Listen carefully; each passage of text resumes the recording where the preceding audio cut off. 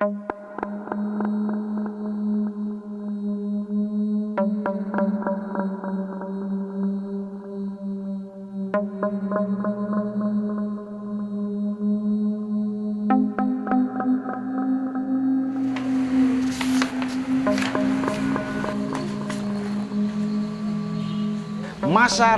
Lama Holot terbentuk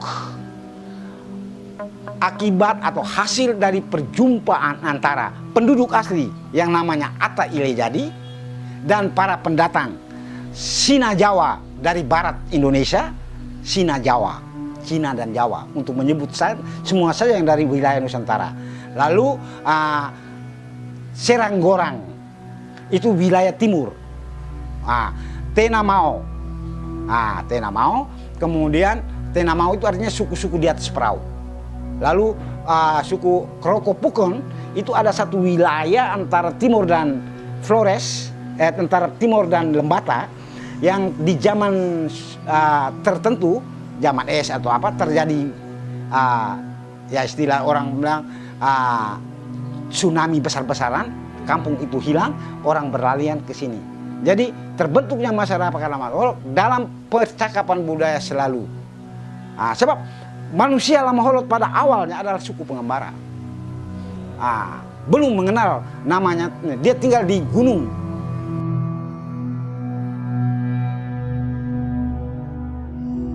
Bagi orang Lama Holot, agama itu adalah tamu.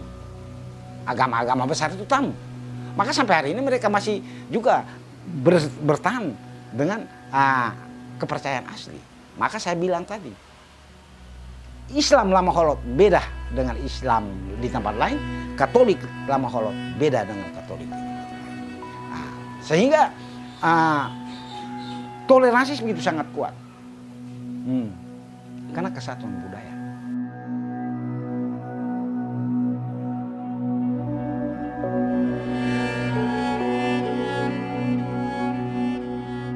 Jadi mengapa sampai di sini menjadi wilayah Katolik itu, pikiran saya itu sederhana saja. Jadi sejak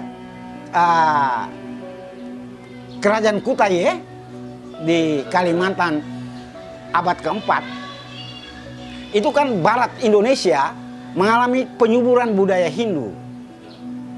Kemudian mengalami penyuburan budaya Islam. Saya tidak menyebut agama, tapi saya menyebut penyuburan budaya. Ketika itu wilayah timur Indonesia itu masih dikenal dengan suku-suku pengembara, kepala-kepala suku dengan kampung-kampung. Ya toh? Sehingga kerajaan-kerajaan pengaruh Hindu dan Islam itu hanya ada di wilayah Nusantara bagian barat. Nanti di abad ke-15 baru bagaimana pertikaian itu, ekonomi dan agama itu berjalan bersama-sama, kawasan timur menjadi perebutan.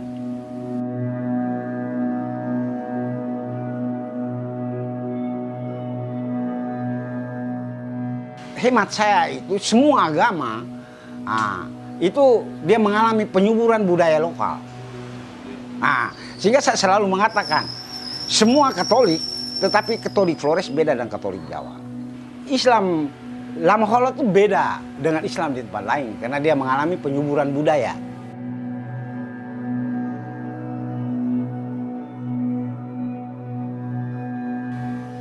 Dari cerita itu ada seorang yang bernama Patigolo Arakian. Itu dari Sinamutin Malaka, itu di timur. Katanya bahwa Patigolo itu orangnya Majapahit. Lalu bagaimana kekuasaan Majapahit menjangkau seluruh Nusantara sehingga sampai sempat ke timur.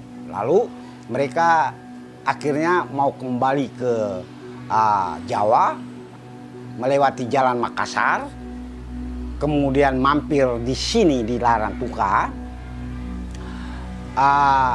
Dalam sejarah itu dicatat bahwa sebagiannya kembali ke timur, Patigolo tinggal di Larantuka, menikahi perempuan bernama Watowele dan turunannya adalah dinasti Raja-Raja Larantuka.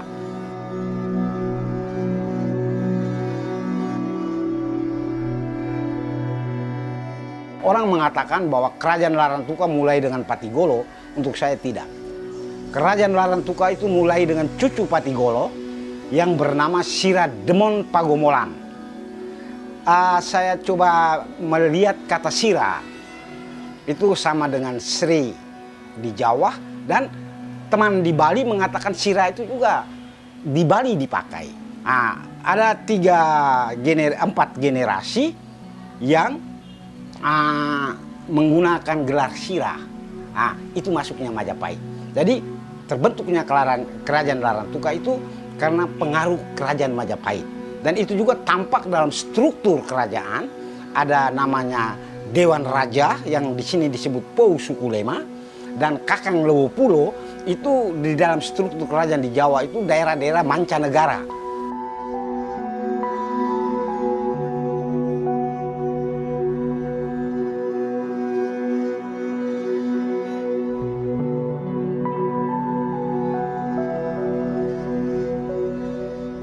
Saya langsung ke masuknya Katolik.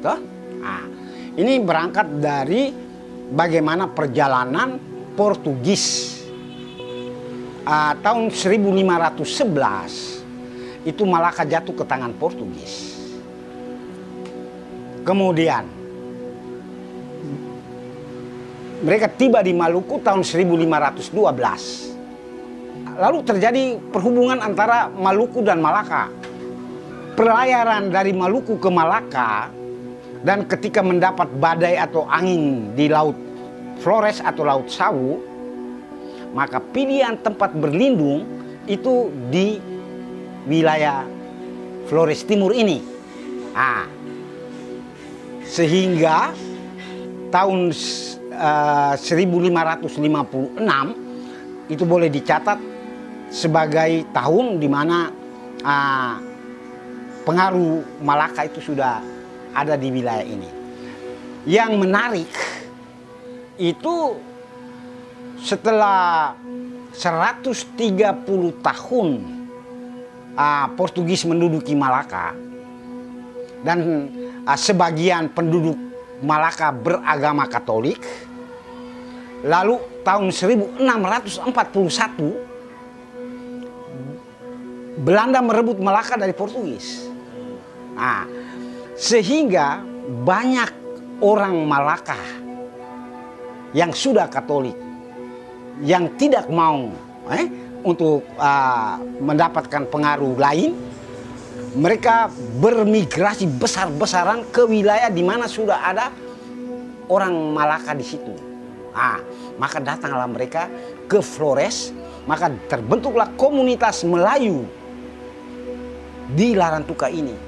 Jadi kalau orang bicara tentang Flores Timur secara keseluruhan, itu orang bilang masyarakat yang berbudaya Lama Holot. Tetapi di Flores Timur itu ada 2 etnis, subetnis, Lama Holot dan Melayu. Ada sekian banyak kampung Melayu, dan dari istilahnya Pantai Besar, kota Larantuka itu sebenarnya kota Melayu.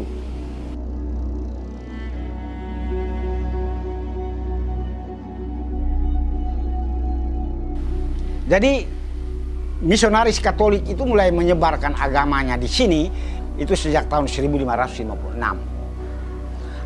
Tetapi bagaimana akhirnya Larantuka itu menjadi sebuah wilayah Katolik?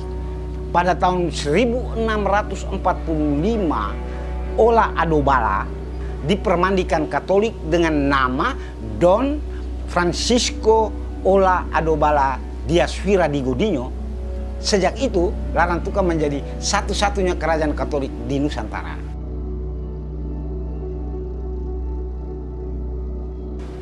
Flores Timur secara keseluruhan mata pencariannya adalah pertanian, dengan catatan bahwa yang berada di pesisir tani nelayan, dan hanya ada 1-2 desa yang betul nelayan. Itu misalnya desa Lamahala di Adonara, desa Lohayong, desa Lamakera, Nah, itu umumnya nelayan. Tetapi di luar itu di daerah pesisir nelayan, petani dan nelayan. Kalau di pedalaman jelas mata pencarian pertanian. Bagi orang lama Holot, agama itu adalah tamu. Agama-agama besar itu tamu. Maka sampai hari ini mereka masih juga bertahan dengan kepercayaan asli. Maka saya bilang tadi, Islam lama Holot beda dengan Islam di tempat lain, Katolik lama Holot beda dengan Katolik.